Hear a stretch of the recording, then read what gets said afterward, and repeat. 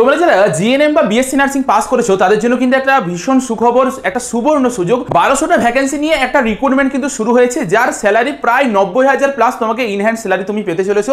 7 pay তোমাকে স্কেলে salary দেওয়া হবে। তো সেই মানে যেই রিক্রুটমেন্টটা, সেই প্রসেসটা নিয়ে পরে আমরা আলোচনা করবো। তোমার এলিজিবিলিটি ক্রাইটেরিয়া কী হওয়া উচিত, তোমাকে কিভাবে এই প্রসেসের মধ্যে যেতে হবে, কি পরীক্ষা দিতে হবে, তোমার ডকুমেন্টস কি লাগবে, তোমার হচ্ছে এজ লিমিট কি রয়েছে, সব কিছু নিয়ে আমরা এই ভিডিওতে আলোচনা করবো। ভিডিওটাকে ভালো করে দেখবে, তোমাদের সকল বন্ধুর সাথে এই ভিডিওটা শেয়ার করে দেবে যারা এই মুহূর্তে বিএসসি বা জিএনএম করে পরে বাড়িতে বসে রয়েছে, বা কোনো একটা প্রাইভেট ইয়েতে বা গভর্নমেন্ট মানে কোনো চাকরির সঙ্গে যুক্ত আছে। প্রতিজনই কিন্তু এই পরীক্ষাটা দিতে পারবে।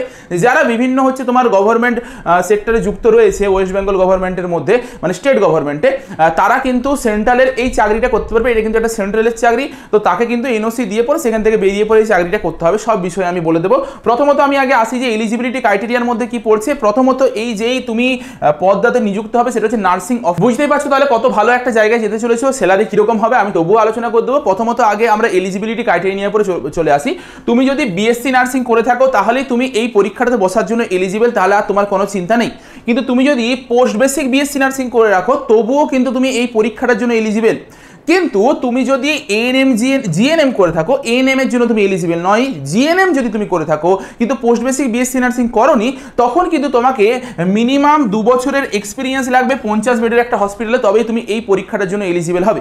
এই জন্য আমরা আমাদের যে একটা নতুন চ্যানেল ওপেন করেছি, যে সিডিএ নেক্সট প্রেপ বলে এই চ্যানেলটা ওপেন করেছি, এটা তাদের জন্যই যারা জিএনএম করেছো, জিএনএম করে পরে কোনো কিছু দিশা খুঁজে পাচ্ছ না যে কোন দিকে যাবে, কি করা উচিত, তোমার কোন লাইনে গেলে তোমার জন্য ভবিষ্যৎটা বেশি সিকিউর হবে। দেখো কারণ কোনো স্টুডেন্ট আছে যাদের এইচএস মাধ্যমিকের মার্কস ভালো, আর ম্যাক্সিমাম স্টুডেন্ট এখন যারা এন্ট্রান্স দিয়ে পরে ঢুকছে জিএনএম করতে, তাদের কিন্তু ম্যাক্সিমামেরই মার্কস অতটা ভালো নেই এইচএস বা মাধ্যমিক পরীক্ষায়। তো তাদের ক্ষেত্রে একটা কি সমস্যা আসবে, তারা যখন চাকরি পরীক্ষায় বসতে যাবে তখন কিন্তু তারা মানে যে কাট অফটা যাবে সেই কাট অফে তারা ঢুকতে পারবে না, কারণ এইচএস এর মাধ্যমিকের মার্কসটা কম। তোমাদের জন্য একটা সুবর্ণ সুযোগ কি, তোমরা যদি পোস্ট বেসিক বিএসসি নার্সিং করে নাও, তুমি ইজিলি যে কোনো পরীক্ষার জন্য এলিজিবল হয়ে যাবে।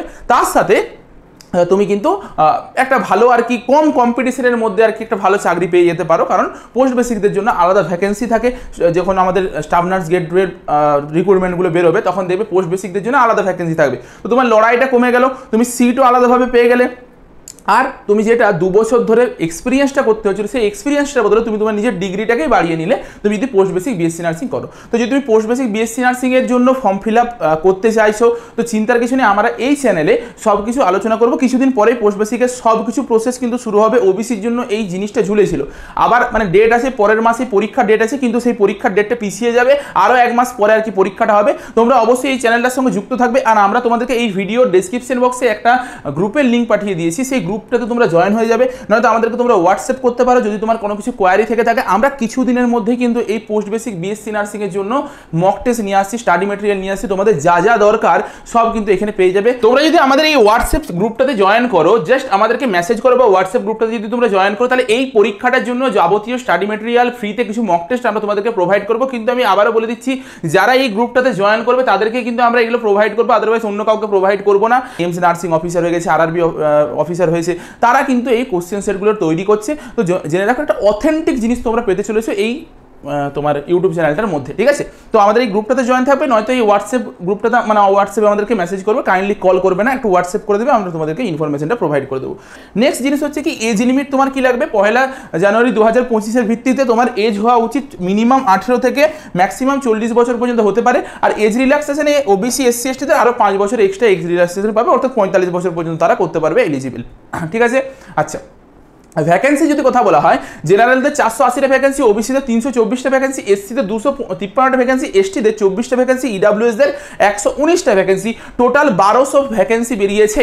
আর এর সাথে আমি একটু বলে দিই যে তোমাদের যে স্যালারিটা, সেই স্যালারিটা হচ্ছে 7th মানে পে লেভেল 7-এ দেওয়া হয়েছে। আর যদি এইটা আমাদের 2026 সালে যেই নেক্সট হচ্ছে তোমার 8 পে কমিশনটা বসবে, তখন হচ্ছে তোমার যদি এটা লাগু হয়ে যায়, এই স্যালারিটা যেটা 44,900 টাকা বেসিক পে রয়েছে, এটা প্রায় 83,000 টাকার মতো মতন তোমার বেসিক পে চলে যাবে, মানে 83,000 বেসিক পে মানে ইন হ্যান্ড পায় তুমি মোটামুটি ধরে রাখো 1.5 লাখ টাকার কাছাকাছি তুমি পেতে পারবে, ঠিক আছে।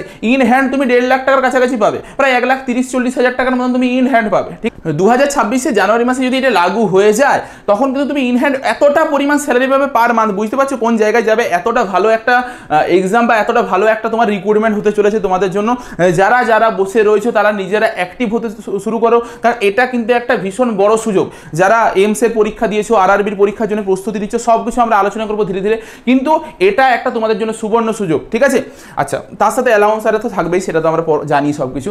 নোটিফিকেশনটা বেরিয়েছে 13 তারিখ, অর্থাৎ আজকে অ্যাপ্লিকেশন উইন্ডোটা ওপেন হবে, যতদূর সম্ভব 15 তারিখ থেকে ওপেন হয়ে যাবে, মানে 15 তারিখ থেকে তোমরা ফর্ম ফিল আপ করতে পারবে। কোথায় ফর্ম ফিল আপ করতে পারবে? এই হচ্ছে ওয়েবসাইট, এই ওয়েবসাইটটাতে গিয়ে পরে তোমরা ফর্ম ফিল আপ করতে পারবে। এই ওয়েবসাইটটাতে গিয়ে পরে সার্চ করবে, আশা করি 2-3 দিন পরে হবে, কারণ বলে দিয়েছে নোটিফিকেশনটাতে যে কিছুদিন পরে শর্টলি আর কি আপলোড করে মানে আপডেট করে দেবে, তোমাদেরকে রেগুলারলি আর কি ভিজিট করতে বলেছে ওয়েবসাইটে। আশা করি 15 তারিখের মধ্যে আর কি শুরু হয়ে যাওয়ার কথা, ঠিক আছে। আচ্ছা, একটা হচ্ছে কমন রিক্রুটমেন্ট টেস্ট হবে, মানে হচ্ছে সিবিটি হবে এটা কিন্তু, ঠিক আছে। একটা কম্পিউটার বেসড টেস্ট হবে, একটা কমন রিক্রুটমেন্ট টেস্ট হবে।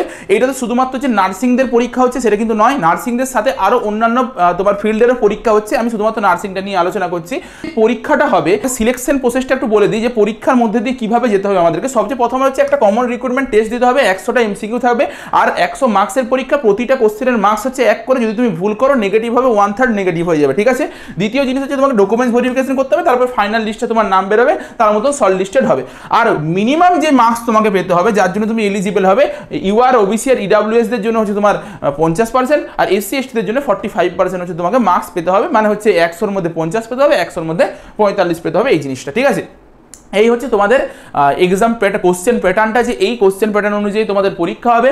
2 ঘন্টার পরীক্ষা হবে, 120 মিনিট টাইম তোমার কাছে থাকবে, 100 নাম্বারের কোশ্চেন হবে, নার্সিংয়ের কোশ্চেন থাকবে। অর্থাৎ তোমরা হচ্ছে 3 বছর বা 4 বছর ধরে যে নার্সিংয়ে পড়েছো, anatomy, physiology, psychology, paediatric nursing, আর যত কিছু পড়েছো সব কিছুর থেকে কোশ্চেন থাকবে। একটা হচ্ছে প্রফেশনাল এবিলিটি টেস্ট হবে, একটা জেনারেল এবিলিটি টেস্ট হবে। অর্থাৎ এইটাতে তোমাদের নার্সিংয়ের কন্টেন্ট থাকবে, আর বাকিটা হচ্ছে নন নার্সিং থাকবে। অর্থাৎ জেনারেল ইংলিশ থাকবে, জেনারেল নলেজ থাকবে, ম্যাথ বা অ্যাপটিটিউড থাকবে, আর লজিক্যাল রিজনিং থাকবে।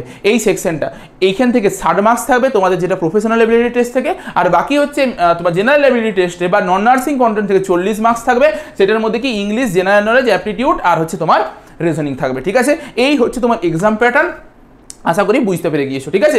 আচ্ছা, তোমাদের অ্যাপ্লিকেশন ফিস কত লাগবে? যারা জেনারেল, ওবিসি বা ইডব্লিউএস রয়েছে তাদের 1180 টাকা লাগবে, মানে 1000 টাকা প্লাস হচ্ছে 18% জিএসটি। আর যারা এসসি এসটি রয়েছে তাদের 708 টাকা, মানে 600 টাকা প্লাস হচ্ছে 18% জিএসটি। এইটা তোমাদের লেগে থাকবে অ্যাপ্লিকেশন ফিস, ঠিক আছে। কোথায় অ্যাপ্লিকেশন করবে সেটাও আমি বলে দিয়েছি, যে এই হচ্ছে ওয়েবসাইট, এই ওয়েবসাইটে গিয়ে পরে অ্যাপ্লিকেশন করতে পারবে। কিন্তু তোমরা হয়তো এই মুহূর্তে গিয়ে পরে এটা দেখতে পাবে না, 15 তারিখের পরে একবার ট্রাই করবে বা রেগুলার বেসিসে মানে ভিজিট করতে থাকবে। আর যবে শুরু হবে তবে চিন্তার কিছু নেই, আমরা এই চ্যানেলটাকে সাবস্ক্রাইব করে রাখো। এই চ্যানেলটাতে হচ্ছে আমরা অ্যাপ্লিকেশন প্রসেসটা পুরোটা দেখিয়ে দেবো, ঠিক আছে। আচ্ছা, নেক্সট হচ্ছে আমাদের কি কি ডকুমেন্টস লাগবে সেটার ব্যাপারে একটু বলে দিই। তোমাকে রিসেন্ট একটা তোমার ফটোগ্রাফকে রেডি করে রাখতে হবে, তোমার সিগনেচার লাগবে যখন ফর্ম ফিল আপ করতে যাবে, তোমার নিজস্ব একটা ভ্যালিড ইমেল আইডি আর মোবাইল নাম্বার, যেটা সকলেরই আছে, সেটা লাগবে। তোমার হচ্ছে মার্কশিট আর সার্টিফিকেট, ক্লাস 10, 12, ডিপ্লোমা যদি তুমি করেছো ডিপ্লোমা, বা পোস্ট গ্রাজুয়েশন যদি তুমি করেছো সেটা যেটা করেছো, মানে তুমি ধরো জিএনএম করে পরে পোস্ট বেসিক করেছো সেইটা লাগবে, বা হচ্ছে তুমি বিএসসি করেছো সেই সার্টিফিকেটটা তোমার লাগবে। আর তুমি যদি ক্যাটাগরির মধ্যে হয়ে থাকো তোমার ক্যাটাগরি সার্টিফিকেট লাগবে, আর তোমার ডোমিসিয়াল সার্টিফিকেট লাগবে যদি অ্যাপ্লিকেবল হয়ে থাকে। আর এক্সপিরিয়েন্স সার্টিফিকেট যদি তোমার থেকে থাকে, এক্সপিরিয়েন্স যেটা বললাম আর কি, তুমি জিএনএম করে পরে 2 বছর এক্সপিরিয়েন্স করে পরে এই পরীক্ষাটার জন্য এলিজিবল, তোমার যদি এক্সপিরিয়েন্স থেকে থাকে তোমাকে এক্সপিরিয়েন্স সার্টিফিকেটটা কিন্তু শো করতে হবে। এই ছিল তোমাদের ডকুমেন্টস রিকোয়ার্ড। এই হচ্ছে ওয়েবসাইট, এই ওয়েবসাইট থেকে তোমরা ফর্ম ফিল আপ করতে পারবে। আমরা হচ্ছে আমাদের যে সিডিএ নেক্সট স্টেপ বলে যে চ্যানেলটা রয়েছে, সেই চ্যানেলে গিয়ে পরে যবে ফর্ম ফিল আপ শুরু হবে তবে তা নিয়ে আলোচনা করে দেবো, ঠিক আছে। চলো, আশা করি আজকে ভিডিওটা দেখে পরে অনেকখানি হেল্প পেয়েছো। তোমাদের বাকি সকল বন্ধুদের সাথে এই ভিডিওটা শেয়ার করে দেবে। দেখা হচ্ছে একটা নতুন ভিডিওতে।